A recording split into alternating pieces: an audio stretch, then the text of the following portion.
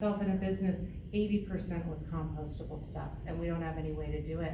And nearly impossible to get the landlord to, it was just a big, and I really think that things like that would really make a difference. So I'm gonna go 50-50. Yes, we are. Could we do better? Yes, we can. I'm also concerned with the trees that have to be coming down because of the plagues, because of the roots, because of this.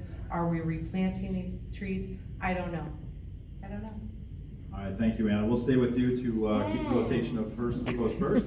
Anna, if you would, describe your experience with business, community, and municipal organizations that provide you with the leadership experience for this position. Oh, one more time. You bet. Describe the experience with business, community, and municipal organizations that provide you the leadership experience for this position. Oh. Huh. Huh. What would provide me with the leadership position? Well, like I said, I shouldn't go first because I have this all spelled out.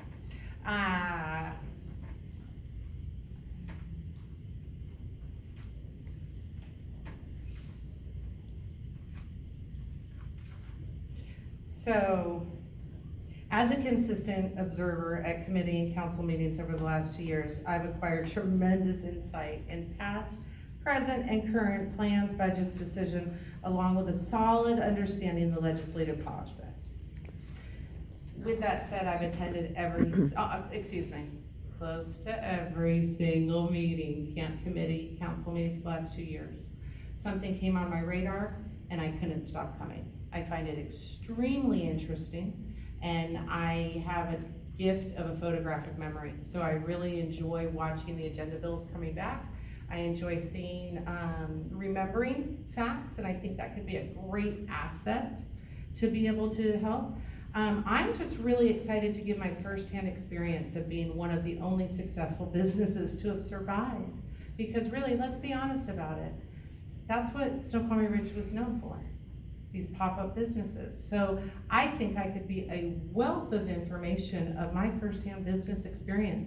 I have tried to be appointed to many different times to the EDC committee, and I haven't. And with that said, I think I could do even a better job at city council. So again, I feel that I could jump in to any meeting because I have attended all these meetings. No needing to catch up, no needing to get me ready. I know exactly where we're at, and I could jump right in. Thank you. Thank you for that, Anna. Elaine, same question. Do you mind repeating it? I'd be happy to. Please describe your experience with business, community, and municipal organizations that provide you with the leadership experience for this position. Thank you. Welcome. Okay, I was a teacher for over 30 years in special education and biology. I worked thoroughly with schools and know well how hard it is to get enough funding for schools. And when I was working in special ed, I worked with the community business leaders to find jobs for youth with developmental disabilities to get work experience that often turned into jobs after they graduated high school. So I worked closely with the Rotary Club to make connections, as well as later on, I had a high school club that was associated with the Rotary, and we brought several young people down to Mexico City to help encourage the youth down there that were, many of them were immigrants even to Mexico from South America and Central America, that lived in great poverty, and we were teaching them how to read, how to take care of their teeth, and also how to stay in school so that they could become community leaders. And in that program, which has been going on for 30 years, they have developed, many people have gone all the way through college. These are kids who are the first ones in their family to even finish elementary school. In addition, I've owned my own business, a bakery business for 5 years. And I'm trying to remember what else you asked me. And since I've been retired, I've been working with Citizens Climate Lobby. I've gone to DC several times, and I've met with members of Congress to lobby for an effective climate bill. And I've worked in the community trying to get lots of people interested in doing, and working on the same goal. Thank you. Thank you, Elaine. Catherine, same question. So I have 20 years of business experience. I've worked for large corporations as a purchasing manager, negotiating long-term supply agreements, budgeting, and as an operations auditor. I have 20 years as a community volunteer. I was president of the Snoqualmie Library Board. I was first resident appointed to the Snoqualmie Human Services Committee. I'm on the Encompass Board, been on it for 9 years, and was president of the board. I have an MBA, and I was recognized as a municipal leader by Association of Washington Cities. I've been a council member for a little over 2 years. I serve residents as the chair of Public Safety Committee. I'm on the F&A, or Finance and Administration Committee. I am city council liaison to the Snoqualmie YMCA Board and the Regional Sound City Association's Public Issues Committee. I think my experience, my volunteering, my experience with budgets and strategic planning and fiscal responsibility has prepared me to be an effective council member. Thank you, Catherine. We have 2 questions remaining. The next one will start with Elaine. The question from the chamber is about water, stormwater, and sewage. Talk about your experience in this area. What does Snoqualmie need to ensure that water flows from the taps, stormwaters, and stormwater flows to the river and the toilets flush? Thank you. Okay, so of course water is critical, and I think it's going to become a very huge issue in the time to come.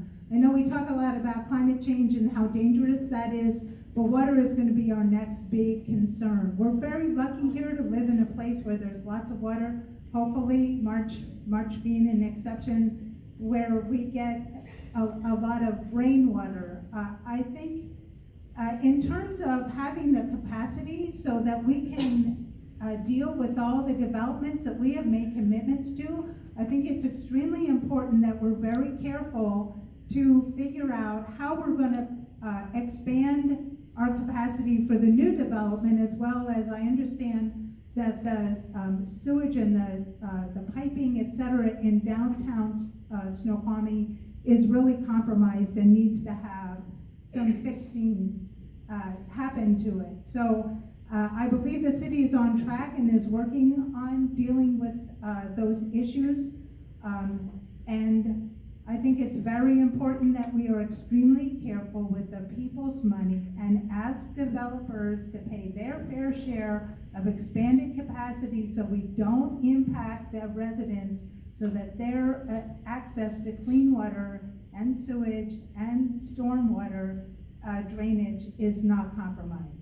Thank you. Thank you. Anna? Sorry, Brian, being last, I need to repeat the question. Excellent. Happy to do that.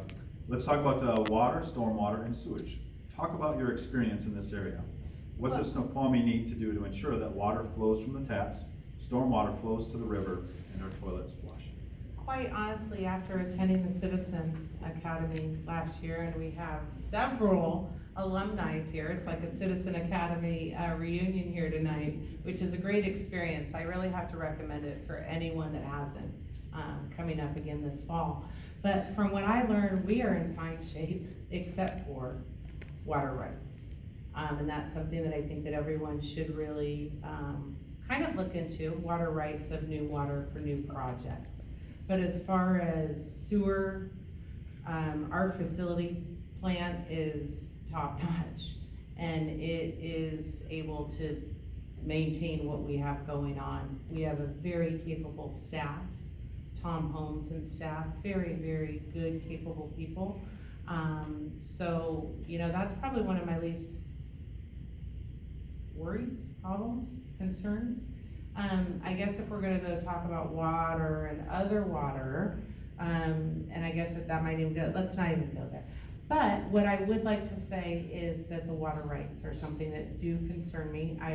It's recently just kind of come on my radar of knowledge, so I think that's something that we will have to be looking toward, from what I'm hearing in presentations, will have to be addressed in the future. But quite honestly, I think we're very good, and we have a very good water treatment plant. All right. Thank you, Anna. Catherine, Plant, excuse me, plant. Catherine, same question. Okay, Snoqualmie has adequate water, sewer, and stormwater for our residents, for the Salish expansion, and also for the mill site. If we annexed in the urban growth area, we would need to have additional future water rights. And there is a consultant that's actually looking at future water rights for Snoqualmie. Snoqualmie also has a long-term utility capital improvement plan. And this includes updating infrastructure projects in historic Snoqualmie. So they're replacing all the water and sewer main and also doing stormwater improvements. We've also completed some significant improvements to the wastewater treatment plant, and we have a wastewater treatment plant. And overall, we ensure that we can continue to provide these basic services for our residents. As for the comment about developers paying their fair share, they do. Growth pays for growth. They will pay for their costs. Our residents do not. Thank you, Catherine. Last question from the chamber is, what will you do to keep utility rates reasonable?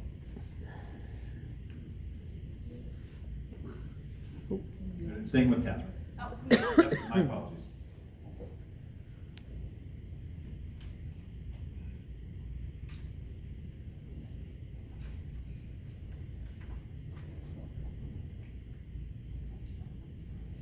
So I just talked about our CIP, our capital improvement plan, and everything that we are doing there is actually ensuring that we can provide water, sewer, and stormwater. Our utility rates are reasonable. We are lower than North Bend, Carnation, Bellevue, Monroe, Snohomish, Duval. North Bend, for instance, has not updated their facilities, and so their monthly bill is over $200 a month. Ours is, as compared to it, is $137 plus tax. Each of them have tax on it. So I think just our a long-term plan of the capital improvement plan is helping keep our utility rates reasonable. Thank you, Catherine. Elaine, same question. How will you keep utility rates reasonable? So I just want to mention that our utility bills have gone up 42% from 2017 to 2020, so we're getting another raise next year. That's after a 26% raise from 2014 to 2016. And I'd like a really good accountability for why is this going up so much? The council just passed a $32 million bond to cover some of these costs, and to cover the costs of improving the infrastructure. And I understand that it's expected there will be another multi-million, dozens of millions of dollars to pay for, coming in the future. So these bonds are very high, and I don't see how we can keep our utility bills low. If we have to be careful about comparing ourselves to bigger cities like Sammamish, et cetera, that's not the goal, is to be one of the top expensive cities. So I think it's very important, again, that we find the best way. Let's get creative. How can we improve what our infrastructure is, and make sure that we are sharing the cost appropriately with any new developments that are coming in. All Thank you. right, Ryan, one more time. Happy to do it one more time. How will you keep utility rates reasonable? So, You can request rebuttal, correct? Yep, after Anna answers. So that's kind of a tricky question, because one of the things I've learned on this whole journey is what a city council member is and what they can do. And as a legislator, you're kind of limited to what you can and can't do. That kind of seems like an aloof question, but I guess the things that a council member could do within those things. And a lot of this, I do have to give credit to Councilmember Mayfield, because he really, a couple years ago, really educated me on what a CIP list is, what a utility CIP list is, what funds can go to all these different things. So I'm really, honestly, I'm on my way to understanding that a lot better than I was 2 years ago. But one of the things that I think, and this goes in many other areas that I think we're struggling with as a city, but one of the biggest things that we can do as council members, we can vote.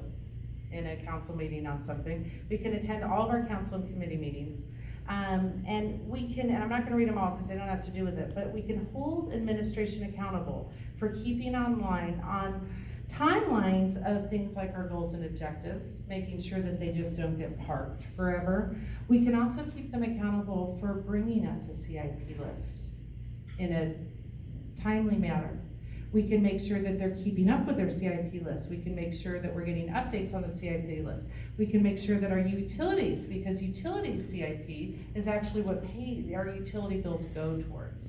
So I think by getting more timely reports on those kind of things will really help us. But taxes aren't the answer. I think, again, holding our administration accountable for giving us the materials that we need to, that a council needs to be able to doing proper budgeting and making sure that we are on budget. You can't go into the second quarter and not have first quarter financials like with the situation we're in now. Thank you. Thank you, Anna. Catherine, would you like to rebuttal? I do have some additional comments regarding Elaine's. One minute.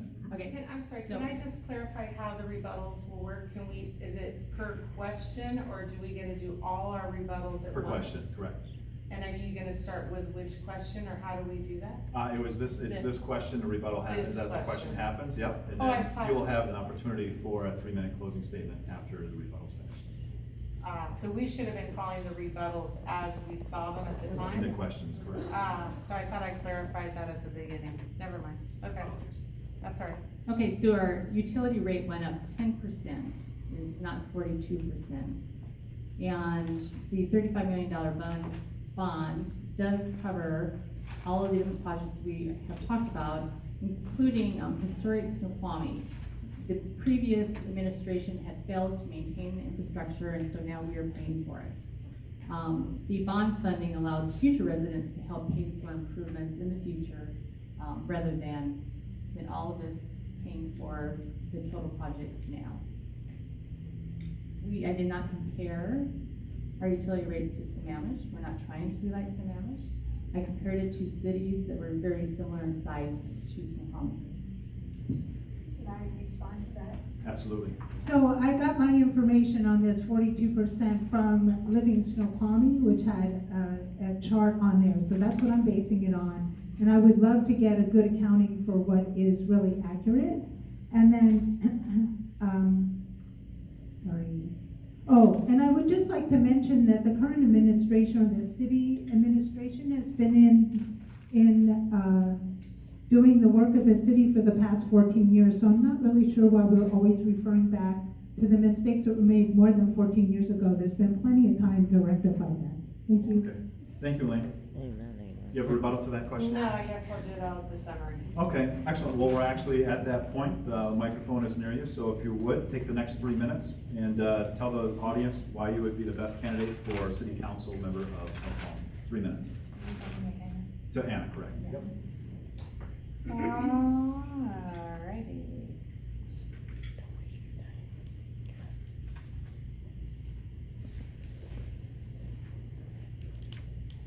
So, in summary, I'm sorry, I really have a hard time with my new readers to look up and to read at the same time. In summary, like I had said earlier, I have a really great understanding of what's going on because I've attended so many meetings and council meetings and committee meetings. Because of this, I'm able to jump right in, no training, no catching up.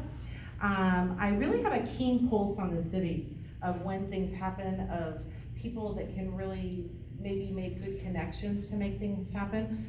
Another thing that I'm really anxious to do is we have so many great events, but unfortunately, no one's really planning a master calendar. And I think that they could all be, scarlet and gray. I think that everyone could piggyback off them if something like that was happening. And that's something I've always prided myself in my business, in being able to put the right people together. I have established a very trusted relationship, I feel, with city staff and able to jump in there. I have the time to serve now. I'm really excited to give back to a community that has given so much to myself and my family over the last I guess it's going on 15 years now. So that is one of the biggest things that I'm excited about.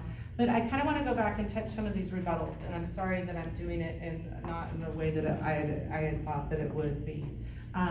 But some of my concerns with a few of my opponent's comments with Elaine, I just wanted to just, kind of, I don't like maybe the growth or not, but it is kind of a like it thing. If you really were to look at the UGG, I'm gonna always call it UGG, like my UGG boots. And then Catherine in workforce, I guess again, I'm gonna question you, how? How are you going to accomplish this, and how have you been advocating for this? I really hear too much of a we, speaking as a council and not enough as an I. A few YMCA rebuttals. Elaine, we can't have our own community center because we don't have a Parks and Rec department. We merged our parks with we lost our rec department, so we couldn't even run it if we wanted to.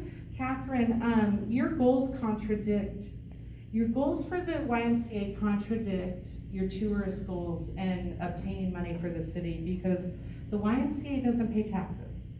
The YMCA doesn't pay B&O taxes.